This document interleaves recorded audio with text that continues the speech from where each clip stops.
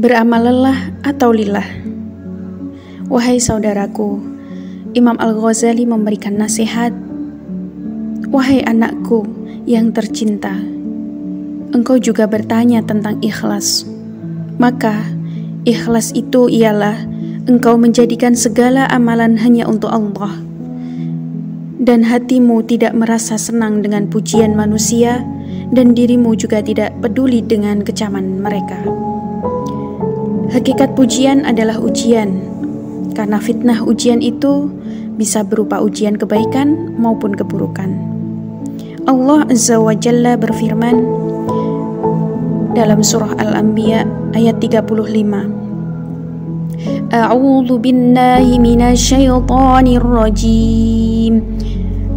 Wa nabluukum bisyarri wal khairi fitnah wa ilaina turja'un. Kami akan menguji kamu dengan keburukan dan kebaikan sebagai cobaan yang sebenar-benarnya, dan hanya kepada kamilah kamu dikembalikan. Surah Al-Anbiya ayat 35. Wahai saudaraku, pujian adalah ujian berupa kebaikan, karena ketika kita dipuji, bisa jadi kita akan merasa sombong dan merasa takjub pada diri sendiri. Bahkan kita lupa bahwa semua nikmat ini adalah dari Allah Azza wa Jalla. Kemudian kita merasa hebat dan sombong serta lupa bersyukur. Kagum terhadap diri sendiri merupakan suatu sifat yang bisa membinasakan. Rasulullah Shallallahu Alaihi Wasallam bersabda, "Thalasu muhlikatun, syuhu muta'un, wahawun muttaba'un, wa ijabul mar'i binafsih."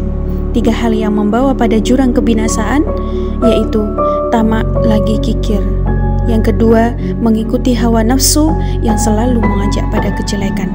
Dan yang ketiga yaitu ujub, atau yang sering kita sebut dengan takjub pada diri sendiri.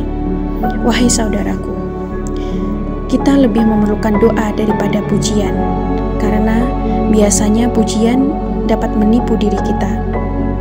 Sufyan bin Uyainah berkata, "Qala al-ulama'u la yaghurrul madhu man 'arafa nafsahu." Para ulama mengatakan bahwa pujian orang yang tidak akan menipu orang yang tahu diri, tahu bahwa ia tidak sebaik itu dan banyak aib serta dosa.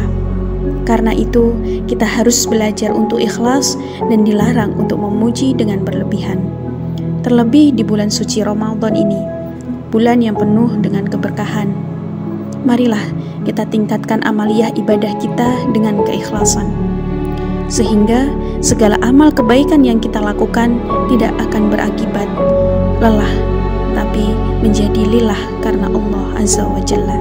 Semoga Allah Azza wa Jalla mengaruniakan hidayahnya kepada kita, sehingga kita tetap istiqomah, senantiasa ikhlas dalam beramal karena lillah untuk meraih ridhonya. Amin ya rabbal alamin. Wallahu a'lam.